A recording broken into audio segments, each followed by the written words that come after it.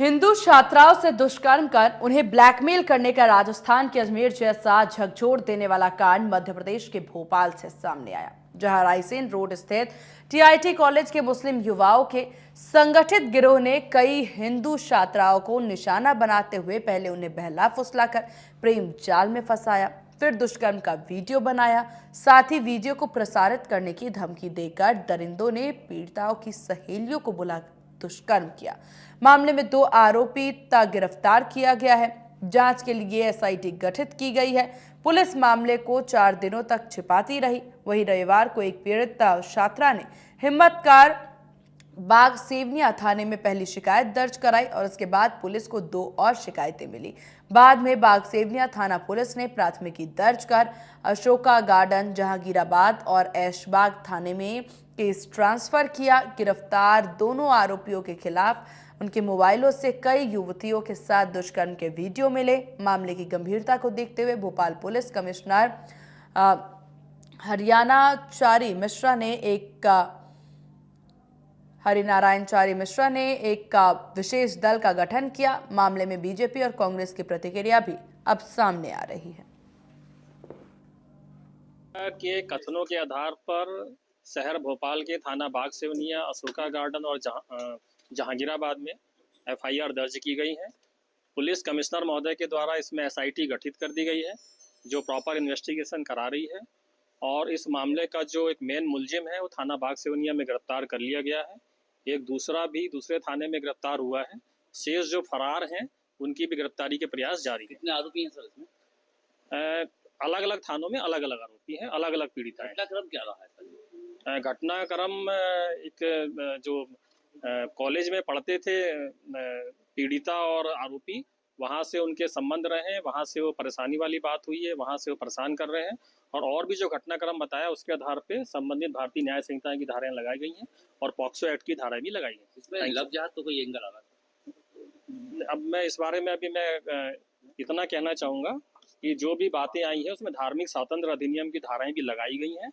इसमें जो भी कंटेंट्स हमको मिला है। संवेदनशील मामला प्रकाश में आया है, जिसमें कि बाग सेवनिया क्षेत्र में कुछ इस तरह की शिकायतें आई थी। इस मामले में प्रकरण कायम किया गया है। उसमें अलग अलग 3 आवेदिकाओं ने उसमें शिकायत दर्ज कराई है, जिसमें कि प्रकरण पंजीबद्ध किया गया है। इसमें 2 आरोपी जो मुख्य आरोपी हैं उन्हें गिरफ्तार कर लिया गया है।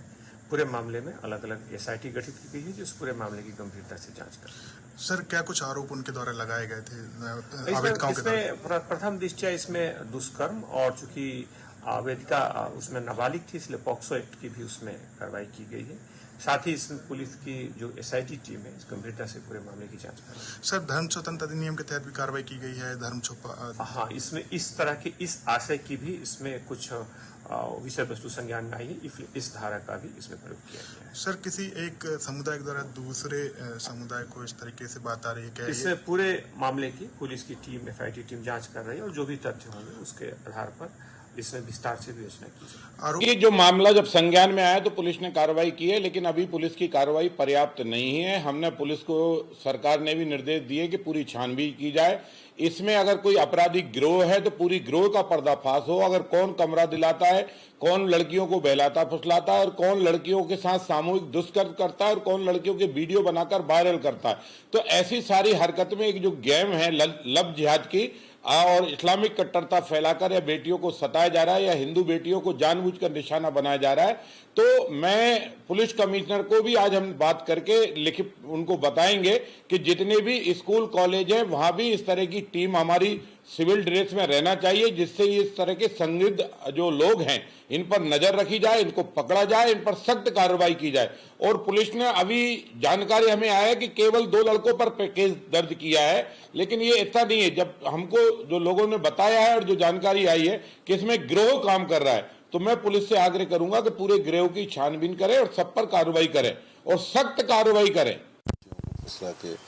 जिस तरह से उनको रेप किया गया, एक तरह से सीधा दुष्कर्म किया गया, इसकी हाई लेवल पे जांच होना चाहिए, जो लोग भी इन्वॉल्व हैं इसमें, क्योंकि ये एक ऐसा सेंसिटिव इश्यू है कि समाज के लिए भी कलंक है, भोपाल के लिए भी कलंक है। इस कलंक को मिटाने के लिए पूरा हो और उन बच्चों को पूरा संरक्षण दिया जाए। और अगर कोई लोग इसमें कंप्लेंट करता है, ले एक सीनियर मैं समझता हूँ कि IAS अधिकारी और एक जुडिशियल अधिकारी के उसमें पूरे मामले की जांच होनी चाहिए और जो लोग हैं इसमें उनको एक्सपोज करना चाहिए। दुष्कर्म के साथ साथ जबरन में उनका धर्म परिवर्तन भी कराने हाँ, ये जिस तरह की खबरें आ रही हैं कि उसमें धर्मांतरण की बात हो रही है, तो ये मतलब मैं समझता हूँ कि समझ में नहीं आ रहा हो क्या रहा है। ये तो ये ऐसी चीज़ें हो रही हैं कि ये सरकार इन सब चीज़ों, इस सरकार का वार और भारतीय जनता पार्टी का वार सब इन्हीं चीज़ों पे है, उसके बाद हो रही है। फिर क्या मतलब है? 20 साल से इनकी सरकार है, 20 साल से ये इन्हीं बातों को कर रहे हैं। इन बातों को करने के बाद कि ये एक्शन लेंगे वो लेंगे, फिर हो कैसे रहा है? क्या लूप होल है? ये बहुत ही दुर्भाग्यपूर्ण है। की राजधानी भोपाल में अजमेर जैसा कांड सामने आया है, जहां पर पहचान बदलकर कुछ मुस्लिम छात्रों ने पहले तो हिंदू छात्राओं को फंसाया, फिर उनके साथ रेप किया, रेप करते समय वीडियो बनाया और छात्रा को धमकी दी कि तुम्हारा वीडियो वायरल कर दिया जाएगा, तुम और अपनी सहेलियों को अपने पास लेकर आओ। जो छात्र थे वो ये TIT जो कॉलेज है यहीं से इंजीनियरिंग कर रहे थे, वहीं जो छात्राएं हैं वो मध्य प्रदेश के दूसरे स्थानों की रहने वाली थीं। 18 अप्रैल को जो पीड़ित छात्रा है उसने पहले शिकायत दर्ज कराई बागसवेना थाने में। पुलिस ने उसके बाद इस मामले में तहकीकात की। पीड़ित छात्रा ने 2 और छात्राओं के बारे में बताया, तो वो छात्राओं ने फिर थाने वो पहुंची हैं। थाने पहुंचने के बाद पुलिस ने उनकी काउंसलिंग कराई, तब पूरा मामला सामने आया कि मामला कितना ये भयानक था। उसके बाद उच्च अधिकारियों तक ये मामला पहुंचा, तो जहां पर बागसवेना थाने में 0 पर FIR दर्ज की गई थी, तो इसी मामले में अशोका गार्डन थाना, जहांगीराबाद थाना, ऐशबाग थाने में FIR दर्ज की है। पुलिस कमिश्नर अरुणाचार्य मिश्रा ने इस मामले में वरिष्ठ अधिकारियों की SIT गठित की है। इस मामले में का जो मुख्य आरोपी था फराज खान, उसे गिरफ्तार कर लिया गया है। इसके साथ ही 2 अन्य आरोपी हैं, उसमें से भी एक आरोपी गिरफ्तार हो चुका है। एक आरोपी की तलाश पुलिस के द्वारा की जा रही है। ये कोलकाता से भी इस मामले के तार जोड़े जा रहे हैं। अब इस पुलिस मामले में हर पहलू की जांच कर रही है। और जो आरोपी हैं फराज, इसके साथ ही उनका जो अन्य साथी है, उसके पास जो मोबाइल था, मोबाइल को जब बरामद किया गया, जब उसकी जांच की गई, तो दुष्कर्म करते हुए ये जो आरोपी हैं ये हिंदू समाज के खिलाफ आपत्तिजनक बातें कर रहे थे। लड़कियों जो पीड़ित छात्राएं थी, इनका धर्म बदलने की भी यहाँ पर बात सामने की गई। आरोपी जो छात्र हैं, जो पीड़िता कह रही थी कि हम पर कहा गया कि आप अपना धर्म बदल लीजिए, मांस खिलाने की भी यहाँ पर बात सामने आई है। पीड़ित जो छात्रा हैं, जिस तरीके से उन्होंने बयान दिए हैं वो चौंकाने वाले हैं कि किस तरीके से इन मुस्लिम छात्रों ने पहले अपना नाम बदला, उसके बाद ये जो छात्राएं थीं, ये जो हिंदू छात्राएं थीं, उनको उन्होंने अपने जाल में फंसाया, इनका रेप किया, वीडियो बनाया और फिर आरोपी छात्रों ने मांग की कि अपनी सहेलियों को भी हमारे पास लेकर आइए। फिर उनका भी रेप किया गया। जहांगीराबाद में भी एक कमरे में रेप किया गया, बागसवेना थाने में एक होटल था, तो वहाँ पर रेप किया गया। तो जानकारी पूरी सामने आ चुकी है। पुलिस इस मामले की तहकीकात में जुटी हुई है। चूँकि इस मामले में जब रेप किया गया तब जो छात्राएँ थीं वो नाबालिग थी, इसलिए पास्को, ब्लैकमेलिंग, इस धार्मिक स्वतंत्रता अधिनियम के तहत इन आरोपी छात्राओं के खिलाफ मामला दर्ज किया गया है। पुलिस इस मामले की तहकीकात कर रही है। तो ये वही TIT कॉलेज है जहां पर छात्र यहीं से MBA कर रहे थे। तीनों यहां पर, एक जो था एक शॉप चलाता था, जो मुख्य आरोपी था फराज वो MBA कर रहा था, वहीं जो छात्राएं थी वो भी किसी कॉलेज में पढ़ती थी। यहीं पर ये पूरी व्यू रचना रची गई।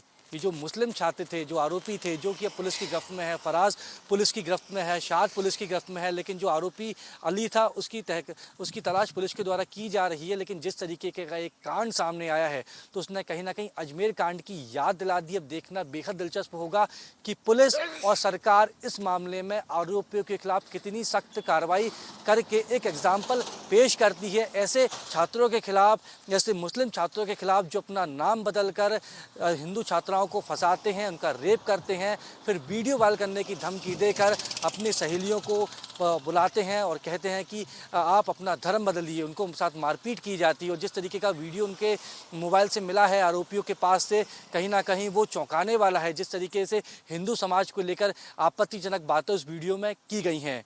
अब देखना बेहद दिलचस्प होगा कि सरकार इस मामले में कितनी कड़ी कार्रवाई करती है। इंडिया न्यूज़ के लिए कैमरा पर्सन सुनील वर्मा के साथ वैभव गुप्ता,